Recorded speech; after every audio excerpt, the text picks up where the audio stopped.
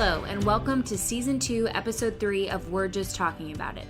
Today, we wrap up our conversation with ex-Muslim Omayma. We begin by talking about the controversial topic of the guardianship program in Islam.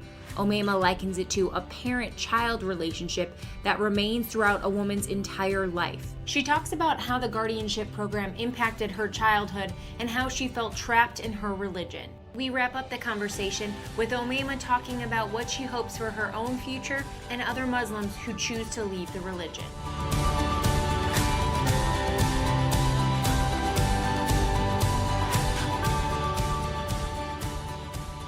Do you want to talk a little bit about the guardianship program? Because I think most people assume that's just in Saudi Arabia, where you really have this, guardian thing, and that's starting to change in Saudi Arabia. Or is it, like, what was it like for you growing up, and what does that mean in where you grew up in kind of the Egyptian view of Islam, and what you guys brought to Australia?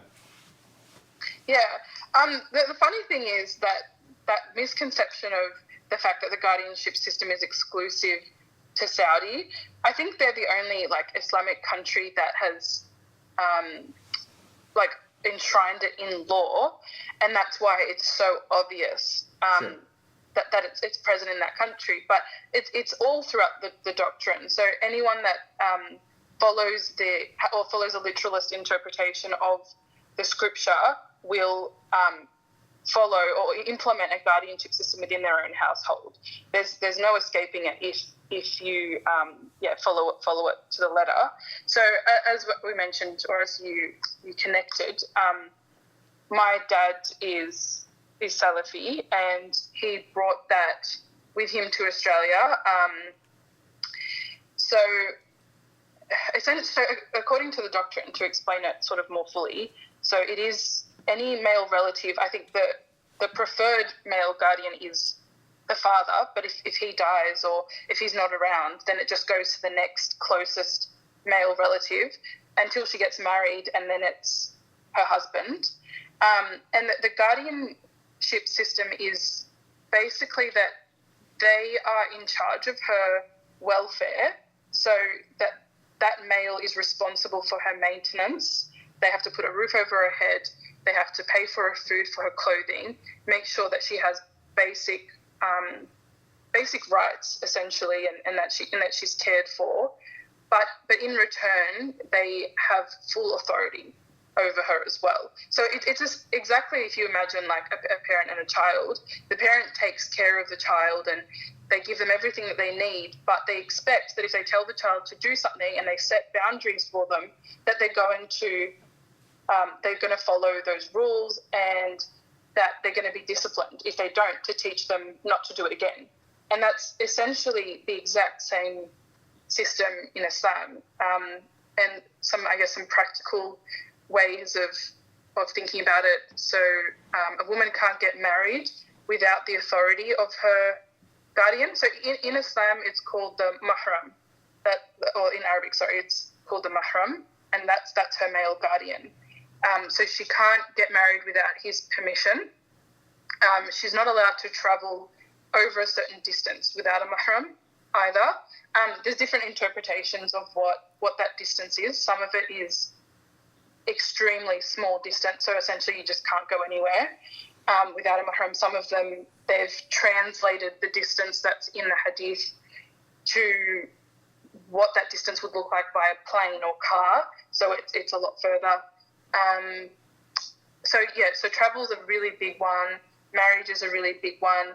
And it essentially it also impacts day-to-day life as well. So a mahram is allowed to say to a woman, you're not allowed to leave the house today, and they're not allowed to do it. So they're actually sinful, according to God, if they then go, okay, I'm just going to go and do whatever I want today. They're not allowed to do that. That's the exchange for the fact that they don't have to work and they don't have to, take care of themselves, is that they also have to obey. So for me personally, the guardianship system of the mahram affected me because I was never allowed to go to sleepovers, because I wasn't allowed to sleep anywhere where my dad wasn't. I wasn't allowed to go on any camps. And at one point, like, I even wanted to go to an Islamic camp, but my dad couldn't go because he had something else on, and so I wasn't allowed to go. So even I would have been going with Muslims to learn about Islam and engage with my religion, but because of that rule, it doesn't matter. You don't break one rule to, engage with the religion. There's no point that way. Even though to me it seemed like a fair trade. I was like, yeah, okay, we're doing the wrong thing in that way, but really, we're going for the religion. But no.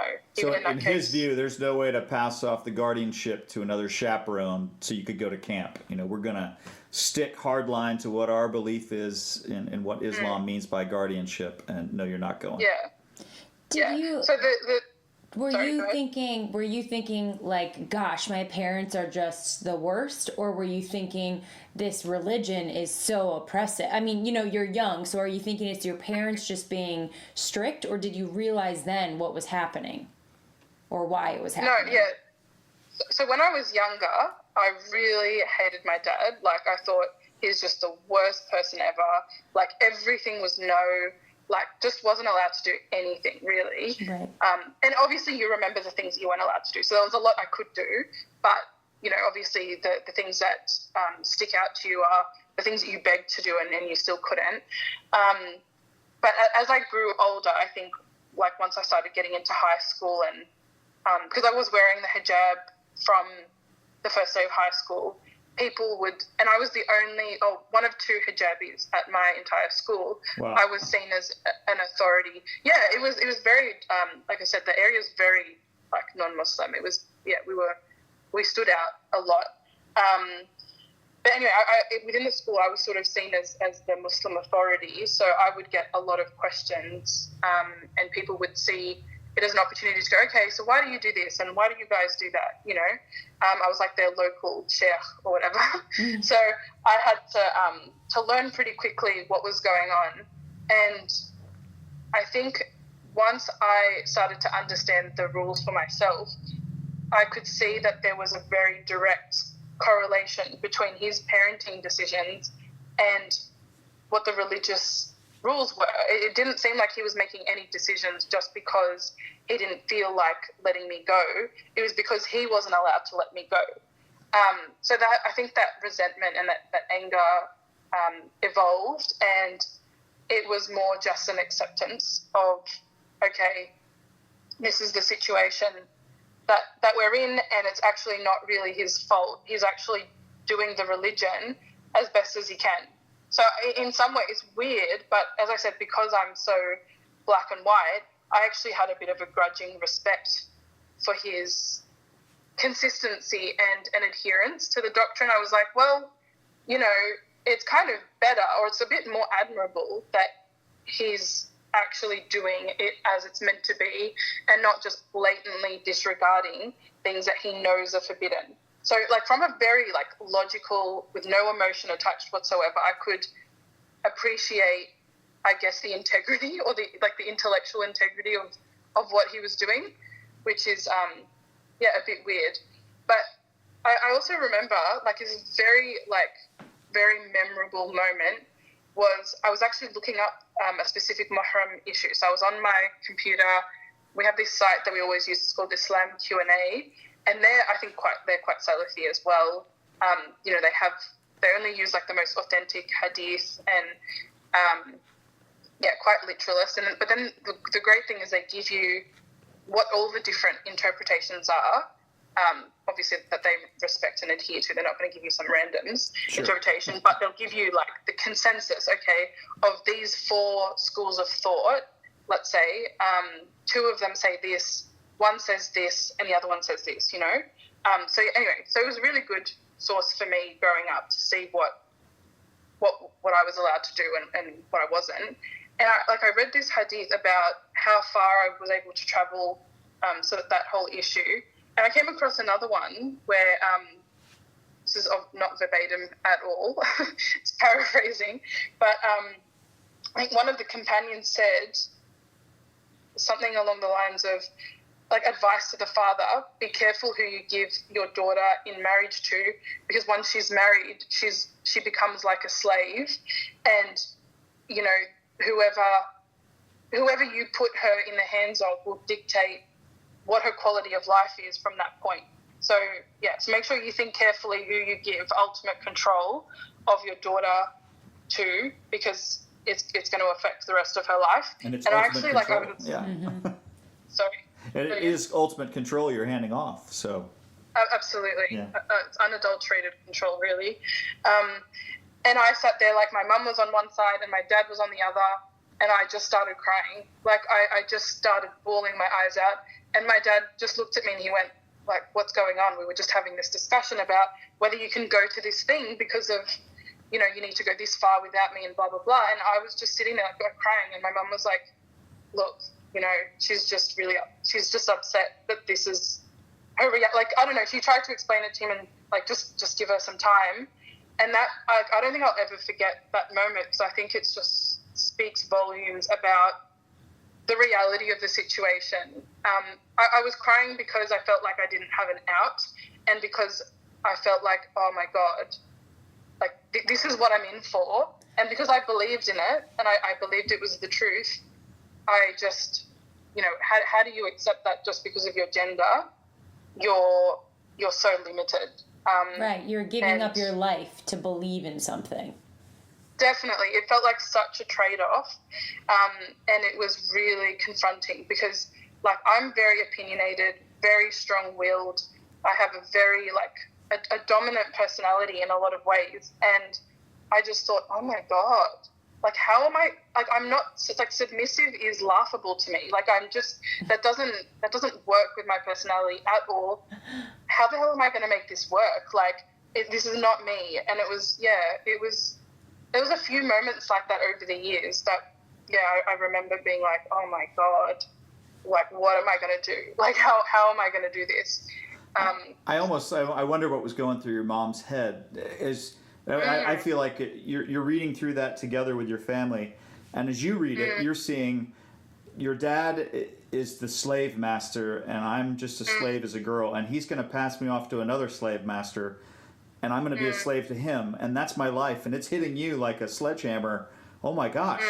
And your dad's like, what's wrong with you? And your mom's like, did you not just read that? Right. That's a lot to take in. Yeah. I wonder about my mum a lot, because actually in the weeks before I left, there was a certain issue that, how I said, like, I sort of went through the issues one by one and went, okay, how do I feel about this? All right, next issue.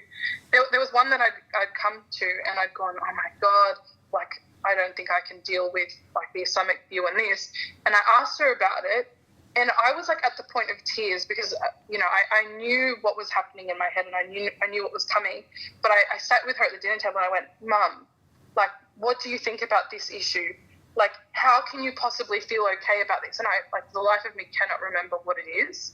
But, I was just like, give me something. Give me some reason that you're okay with this thing and that you're not crying or, in despair because of this thing. And she just said, look, I don't know what to tell you. It's just the way that it is. And, I think about that moment a lot. And I just, like, trying to understand what her psychology was throughout, her life and her, I don't know if it's just a personality difference where she's quite content to let someone else dictate the course of her life, and that maybe my personality is just different and that was unacceptable to me, or was it because it was drilled into her so early on, from the age of 16, she was living under my dad's rule. Was it that now she just had no more emotion to give to the issue? Yeah, I really wonder Do you think what was going through her head. And it could maybe be your exposure to, like, the Western world, like you said, and maybe just the time that we're growing up in and we're living in now? Yeah. I think social media had a really huge impact for me. It's obviously, like, everyone says this with everything, with politics, with economics, every issue is drastically different. And people's engagement with issues is drastically different because of social media. It's at, all of our fingertips to understand and engage, and we can give an opinion at the drop of a hat, no matter how qualified or unqualified we are to give that opinion.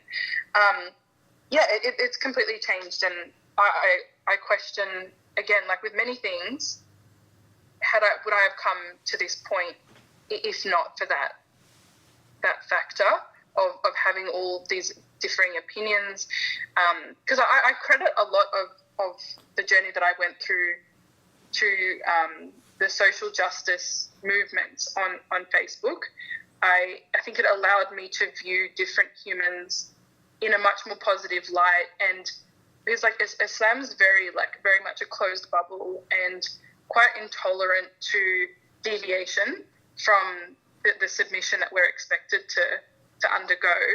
And just seeing on Facebook like the LGBTIQ movement, feminism, Indigenous rights movements, all of this stuff, I was just seeing people, and I was seeing, just love and acceptance and just fighting for a human's right to live their life with dignity and respect. And I think that started that was a really big part of me thinking, oh, whoa, if this very basic thing is so different between Islam and the rest of the world, where we have to view everybody that does not believe in Allah and does not practice, who doesn't pray, who doesn't fast, who doesn't, do this and that, is, evil and deserving of hell. And then I look out through my computer screen and I see these people accepting someone who's so different to them purely because they're another human being. Well, what are we doing wrong? And that was happening alongside the whole hijab thing, and it was a whole mixed bag. But I absolutely think that it has a lot to do with time and influence as well. So definitely with my mum, I think her getting married so young was pretty much like the nail in the coffin, and the fact of like a lack of exposure to different ideas and different beliefs. Right, because she grew up in Egypt and you grew up in Australia. I mean, that's just two different childhoods for sure. Actually, she was born and raised in Australia. Oh, okay. That's the really interesting thing about her. Oh, that's right. She had been brought to Egypt that's right. Exactly, yeah. So my grandparents, her parents, came from Egypt in the 70s as economic immigrants, settled in Australia, built one of the first houses on their street, built a medical practice because my grandpa was a doctor. He's retired now. So everything was going really well. They'd really established a community, was very happy here. Then they went back to Egypt for 7 years. They got married. My brother and I were born, and then we came back a year after. I was born, and then my little brother was born here. So, that's a trajectory. But, so what happened with them was they were very liberal, like my maternal grandparents. They didn't pray. My grandmother didn't wear the hijab. They were what people call cultural Muslims. They participated with the Islam that was integrated with the Egyptian culture. They didn't participate in it as a set of rules and rituals that they had to actively follow. And then just through, I believe it was, do you know the term dawah in the Islamic context? It's basically like inviting people to it. Like there's like how the Mormons and the Jehovah's Witness, they knock on people's doors or stand on a corner and hand out leaflets. That's essentially what dawah is. Okay. With Islam, it's inviting people to the cause of Allah or to the way of life of Islam, and basically just introducing people to Islam. And it's considered an obligation for all Muslims to try and save people from hell, essentially, and to call them to the right way. But the funny thing is that, I mean, I'm not sure how it is with other religions, but Islam has dawah for Muslims and non-Muslims. So Muslims that other devout Muslims see as not practicing quite well enough, or they're a little bit too lax on some things, or they've deviated, or they've engaged in some level of innovation, like they've added to the sunnah in some way, and they're doing things that the Prophet never did. It's their obligation to let them know, hey, you've strayed from the right path a little bit. we're going to tell you how to get back on. And so I think my grandfather met some Dawa people at the local mosque, and they started talking to him, and he started going on, there were sort of like Dawa camps, and my grandmother's met some ladies that were also involved in Dawa, and they basically went through a whole religious awakening when my mum was about 13 in Australia. And they did a complete 180 flip. Photos, it's a disputed issue, but photos are banned, or at least, at the very least, displaying photos in Islam is banned because it's seen as imitating the creation of God, and that by putting them up, it's a sign of worship, sort of, like you're gratifying the creation of God over him, and you're not remembering the source of this creation by putting them up on a wall. And some people go a little bit further to say that photos themselves are a transgression. So they burnt all of their photos. They put that, like my brother. Yeah, and my uncle is so angry to this day that happened, because I think now they've sort of come away from that extreme version, and they just think, okay, we just won't display them, but a photo album is fine. So like I was just going to say, I wanted to jump in there. You had mentioned, does this happen in other religions? And I went to a church where we had that same outreach. You had a crew of people who would go out, and they needed to find new people to come to our sect of Christianity. But then you also had a group of, usually these were the women in the church, a group that needed to go out and find all the backsliders who had stopped coming to church and talk them into renewing themselves and coming back to church, and really, it would be pretty serious. So it definitely does happen in many religions. There's a system like that, no matter what it's called. And your discussion too on the photographs being burned. I went into Afghanistan right after the Taliban were pushed out. Just the next year, I was in there, and I had a Polaroid camera. So as I traveled around the country, I was taking Polaroid pictures of all the families that we came in contact with, so that at least the father and sons who we mostly came in contact could have a family portrait again, because they made them destroy everything, taken to that extremes. There was a whole nation really without family photos. There's still something they're rebuilding today in Afghanistan. It's surprising to me that they were living in Australia at the time, and here they are burning their photos because somebody came out from the mosque and said, "Hey, you got to get right with the Lord. You slid on us." Yeah, absolutely. That's so true. And that's the thing. Like, obviously, where you live in your geographical location and the environment that you're in has so much potential to influence how you interpret the doctrine. But as long as the doctrine exists as it is, anyone can be extreme. And that's, I think, the thing that, it's very interesting. Like, people are often shocked that, they're in a Western country. How could you subscribe to such beliefs? How does that even happen? It's like, well, the Quran is everywhere. The Hadith is everywhere. And if you read it and you choose to go with a particular interpretation, then that's it. It's a done deal. So, that's what happened with them. They met people that were very literal. I don't think they were Salafi quite. There's another group called like Ahlul Sunnah, which is basically just means like the family of the Sunnah. So they're just very heavy on following the Hadith. Close to that, they're a different type of literalist group, but not quite as strong as the Salafis. So they went through a whole revolution of the way that they practiced Islam. They started praying 5 times a day and reading the Quran as a family activity. And so when my mum was 16 and they were going to move to Egypt, she put the hijab on. I think my grandma, she was in her 40s. My grandma, that's the age that she put the hijab on because of this religious change. So it's really crazy. And then shortly after, they both put the niqab on, which is the face veil. Yeah. So my grandma in her 40s put the face veil on and continues to wear it on and off now, just because her health suffers so much from it. But in her 70s, she still wears it out. So, pretty crazy.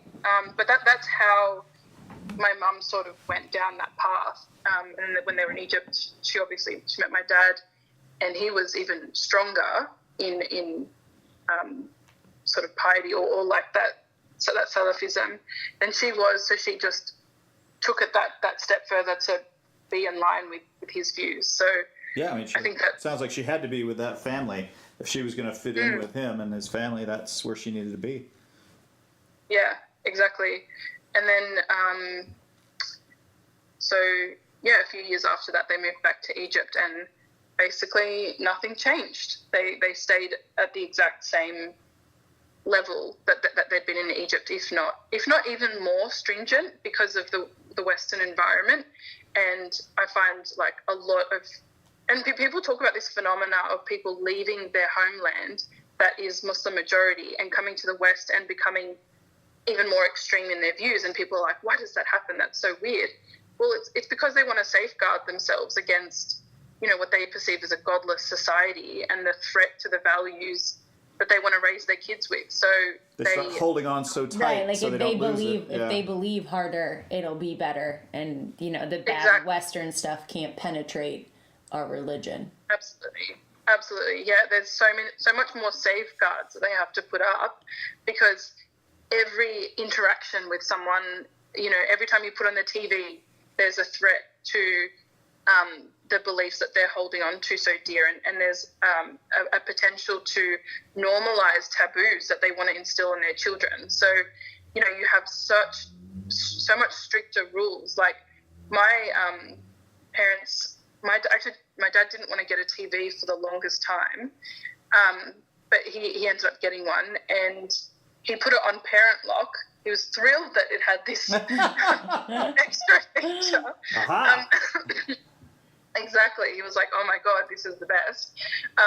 And he just hid the remote. And we just oh my gosh. Yeah, we had such little access to TV, and what we could watch was so, heavily monitored. And yeah, it was really insane. Like, I think we were much stricter than his brothers and their kids in Egypt, because he was like, well, they are going to get exposed to an extreme alternative at any point. So I need to make sure that they can't possibly accept that as being a moral sort of option. And I need to make sure that they believe that this is the only truth. So, now, it was... You raised a good point there. Just to be clear, and I wanted to get back to social media, but on your point that your dad hid the remote and had the parent lock. Now, I'm a little older than both of you. In my day, there was only one TV in the house, and there wasn't a remote, and that was called the children went up and turned the channel. And so dad or mom, usually dad though, if we were all watching the A-Team or the Waltons that night, that's what we were watching. There was no alternative, although we had the TV Saturday morning to watch cartoons. But something you raised, the difference between your mom and you growing up, and even your grandmother, and had that impact. And I get this question. I mean, I've been traveling America for 3.5 years, just fielding questions from Americans, that want to know something about Islam. And one of them that I always get is, I don't hear people like you. Your view is very different. They're like, I don't hear any progressive Muslims talking, or I don't hear all these other voices of Islam you say exists, which is one of the reasons we started this podcast, to give voice to them, because most in the media will not give voice to anybody that deviates from a specific thing. But one of the points I always make to them is, I think it's a lot of this changed after social media.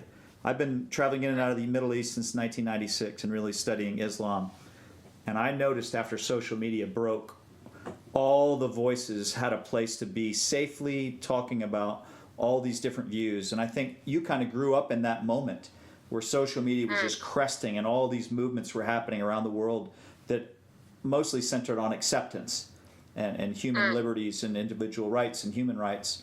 So I think you've been caught in this same wave of social media. I mean, what do you think about that? Would that have been different maybe for your mom if that was occurring during her youth? Look, I think inevitably the more voices and the more exposure you get to different things, the more chance that your beliefs will be challenged and that you'll be forced to actually identify or at least evaluate how you really feel about your beliefs. Because when there's an alternative, then you actually have a choice. Right. Whereas if the only thing that you know is that, Islam, like, God is Allah, the Prophet is Muhammad, the day of judgment is going to happen, and you're going to stand up and blah, blah, blah, and you have it all set out for you, and you're never introduced to a different option, well, why would you ever challenge it? It's uncomfortable. Right, you don't question it. Right.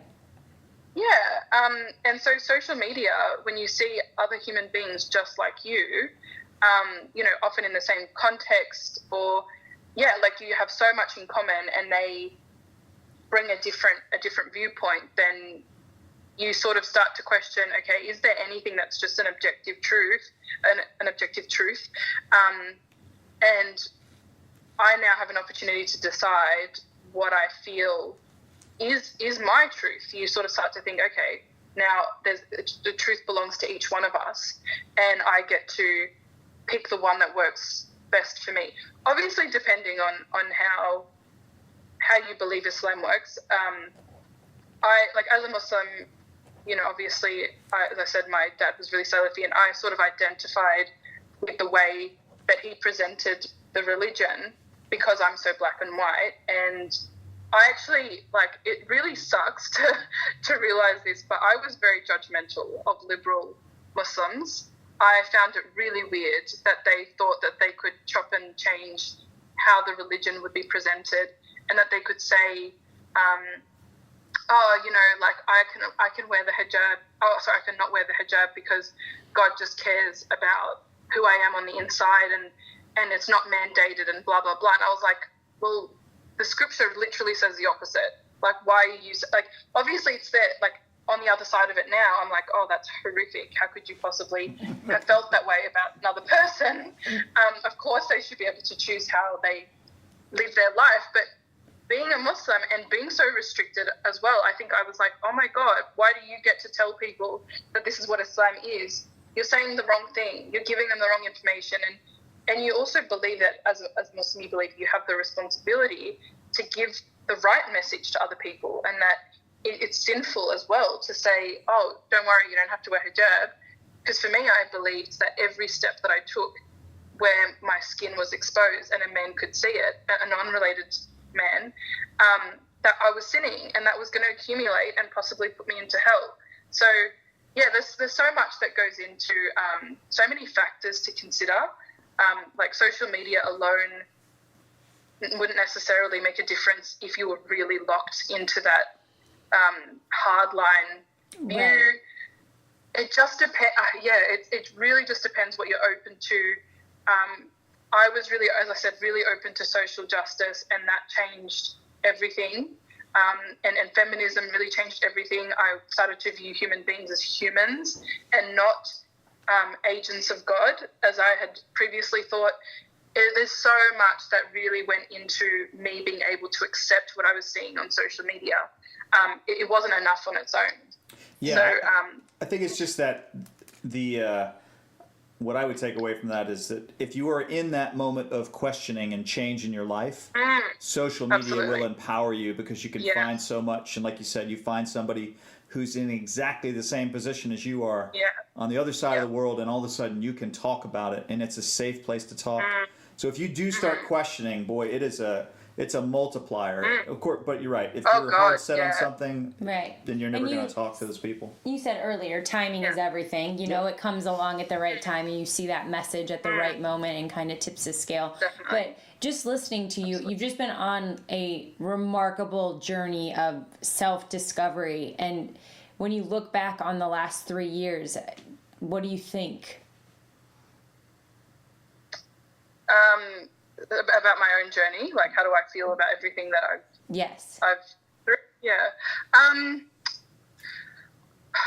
it's hard to, this has actually been really, like, preparing for this podcast has been awesome, because I've had to think about things that I haven't really had to sit there and think about. I've just been, getting on with life and onwards and upwards sort of thing. So it's been interesting to reflect. But I'm absolutely, like, every single day I wake up with such gratitude that I'm free. I think that's the biggest thing, and I think people, they get really annoyed. I don't know. I think they take it for granted that when I say this, and it's like, oh, freedom. Everyone's talking about freedom, blah blah blah. But I cannot express the amazing feeling that comes with being able to think a thought and not think, oh my God, am I going to get punished for this? Or being able to follow a value that being able to see someone and go, oh, I want to fight for this cause. And just the fact that I identify with it is enough for me to be able to do it. And to be able to assess my world and my perception of reality and move forward with that without having to worry about the fact that it contradicts with another set of beliefs that I'm, sort of indebted to follow. It's just the most amazing feeling. And I say it to people all the time, even my own housemates. Like a few weeks ago, I said, you guys are so lucky that you've had this your whole life, but oh my God, it's amazing. And I don't know if I'll ever stop feeling that way. I hope not, because it's nice to be able to appreciate something so seemingly insignificant every single day. I agree. But honestly, that's a great way to look at it. I mean, it is to be grateful every morning for the opportunity for anything to happen and your freedom of choice, and just for you to be able to think on your own. And you're right. I mean, I grew up being able and willing to do all of those things. And so I can't imagine growing up 21 years without that ability, and then to shift and start this new thought process and way of living. And I couldn't imagine that it was easy at all. Yeah, I think, like, at first, I got a tattoo within my first week of leaving. That seems very typical, like any kind of rebellion feeling. I'm in my 20s, I don't have a tattoo yet. Got to go work on that. Yeah, exactly. So I sort of, in the beginning, it was really just about those symbolic things that, okay, now I'm free. So, like, drinking alcohol, like eating bacon, all of those things that I just couldn't do just because, like, just all the arbitrary rules that I had to follow, I wanted to break them just to be like, okay, this is not my life anymore. You need to snap it. Like, just to I guess, give myself a sense of reality that this was actually happening.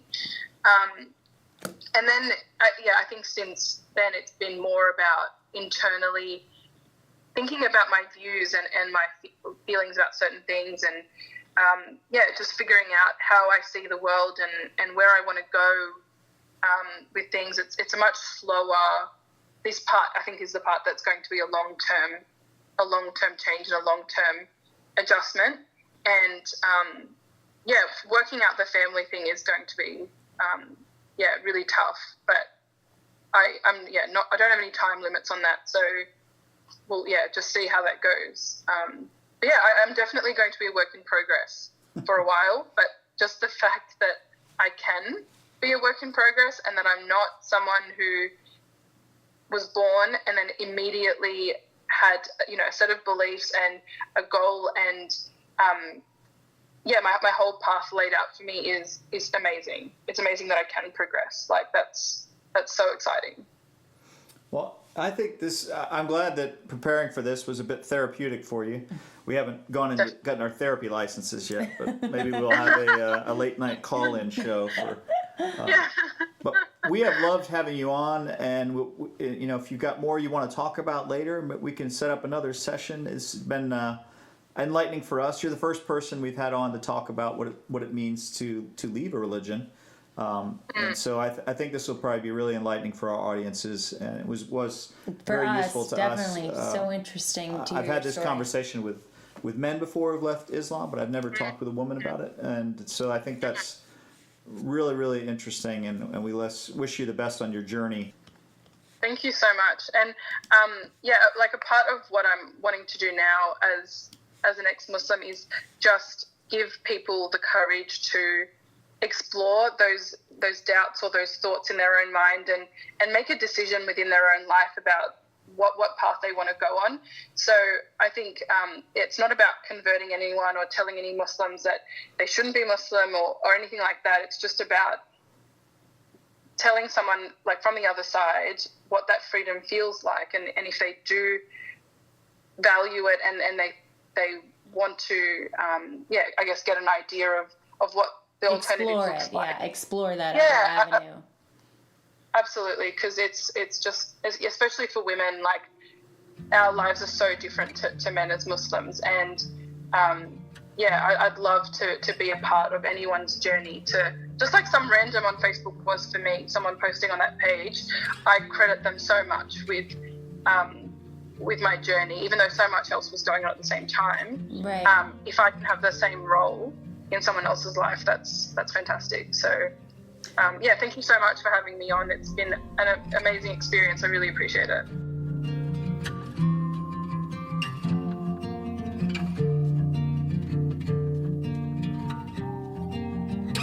That wraps it up for today's episode. Thank you so much for listening. We really appreciate your support and for tuning in to every episode. And we're so excited to tell you that we are going to continue to bring you great guests on this podcast. We already have 2 lined up for you, so more great interviews and conversations to be had on We're Just Talking About It. As always, thanks for listening.